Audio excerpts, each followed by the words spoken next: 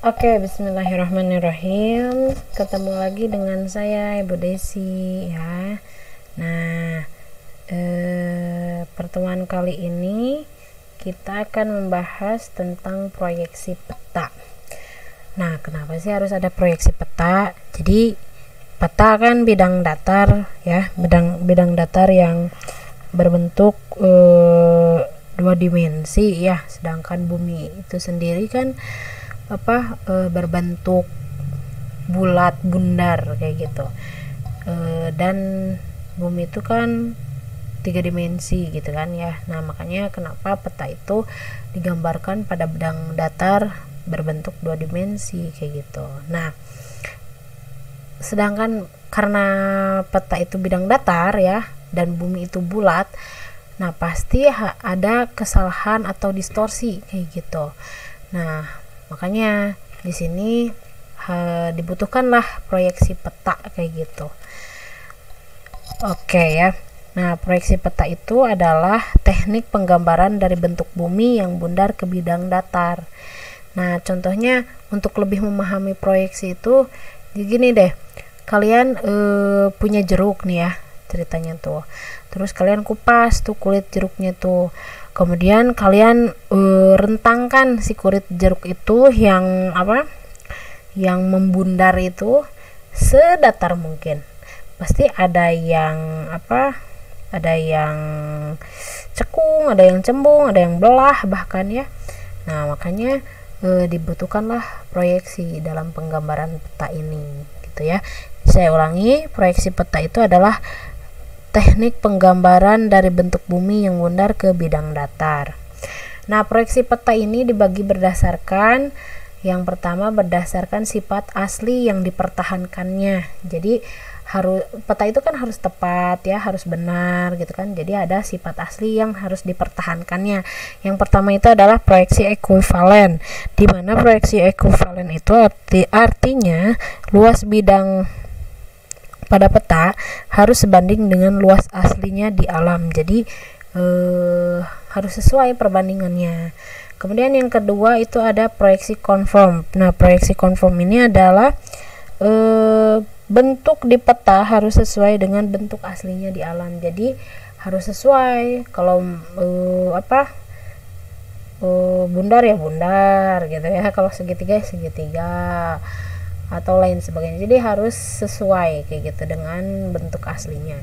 Yang ketiga itu pada proyeksi ekuidistan. Nah, ekuidistan ini artinya jarak pada peta harus sebanding dengan jarak aslinya gitu. Jadi tetap balik lagi ke perbandingan skalanya nanti kayak gitu. Jadi harus tetap dipertahankan sifat aslinya.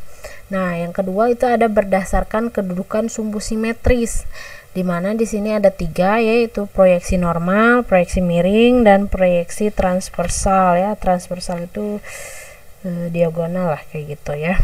Nah, terus nanti ada penjelasannya ya di slide berikutnya. Kemudian yang ketiga itu ada berdasarkan bidang asal proyeksi yang digunakan. Nah, ada proyeksi jenital, azimutal, proyeksi atau azimutal ya, ada proyeksi kerucut, dan ada proyeksi silinder. Nah, yang kita jelaskan ini yang ini dulu ya. Nah, ada jenis proyeksi peta berdasarkan bidang proyeksinya kan. Tadi yang pertama itu proyeksi jenital atau azimutal ini. Nah, dia memproyeksikan bola bumi di daerah kutub, ekuator atau tempat yang terletak antara ekuator dan kutub pada sebuah bidang datar. Jadi kayak gini bentuk proyeksinya. Jadi bayangkan kalau misalnya ini globe, terus kalian ada secari kertas terus ditempelkan di bagian kutubnya. Nah, itu akan menggambarkan ya daerah situ saja kan yang tempel kayak gitu. Nah, jadi itu adalah proyeksi azimutal kayak gitu. Nah, proyeksi azimutal ini kan tadi sudah dijelaskan bahwa dia lebih tepat untuk menggambarkan daerah kutub ya, ekuator atau tempat yang terletak antara ekuator dan kutub. Nah, jadi lebih tepat ke kutub sih dia ya kalau proyeksi azimutal. Kemudian ada proyeksi silinder. Nah, proyeksi silinder ini memproyeksikan bola bumi pada bidang silinder paling tepat di daerah ekuator dan sekitar ekuator. Jadi misalnya tahu kan silinder itu tabung ya. Nah ini misalnya ini ada apa, bola bumi ya atau globe, kemudian kalian bungkus dengan kertas gitu kan, menyerupai sebuah tabung. Nah pasti dia akan menempelnya ya di bagian tengahnya saja kan ya. Nah makanya proyeksi silinder ini lebih tepat untuk menggambarkan daerah ekuator kayak gitu. Terus ada proyeksi kerucut, dia menggambarkan daerah sekitar lintang tengah. Jadi bayangkan lagi kalau misalnya kalian punya bola bumi kecil misalnya ya, terus kalian bikin kerucut dari kertas, kemudian kalian taruh gitu ya, apa, menyelimuti si bola bumi itu. Nah pasti yang akan menempelnya itu kan daerah yang apa ya, yang bersinggungan dengan kerucut itu. Nah makanya dia lebih tepat menggambarkan apa, daerah lintang tengah gitu, seperti Eropa, Arab gitu kan, terus apa lagi, Rusia ya, dan lain sebagainya gitu, yang ada di lintang tengah. Dan next, jenis proyeksi peta berdasarkan kedudukan sumbu simetrisnya. Nah itu ada proyeksi normal. Nah proyeksi normal ini garis karakternya berimpit dengan sumbu bumi. Nah jadi garis karakter itu yang mana sih? Yang ini nih bidang proyeksinya nih ya, berimpit dengan garis ini sumbu buminya nih gitu. Ini adalah proyeksi normal. Kemudian ada proyeksi miring. Nah garis karakternya membentuk sudut miring dengan sumbu bumi, jadi dia miring ya proyeksinya. Kemudian ada proyeksi melintang, dia karakternya tegak lurus dengan sumbu bumi, jadi dia tegak lurus ya meskipun ada melintang dikit. Nah ini sumbu bumi, ini garis karakternya ya. Nah oke.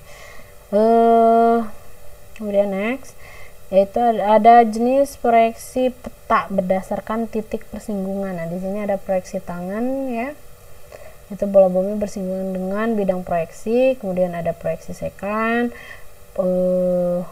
bola bumi berpotongan dengan bidang proyeksi. Kemudian ada proyeksi superficial ya, itu terdiri atas banyak bidang proyeksi, jadi banyak sekali seperti ini. Nah jadi yang intinya adalah pertemuan kali ini itu membahas tentang proyeksi ya, dimana proyeksi ini bisa membantu kita untuk membuat peta kayak gitu ya, membuat peta yang tepat baik berdasarkan bentuk, luas, dan jaraknya kayak gitu. Oke, semoga kalian paham di pertemuan kali ini. Untuk pertemuan ke minggu depan kita akan membahas tentang penginderaan jauh, dan jika ada yang mau ditanyakan silahkan tanyakan di kolom komentar di e-learning ya. Nah oke, cukup sekian, terima kasih. Assalamualaikum warahmatullahi wabarakatuh. Oke.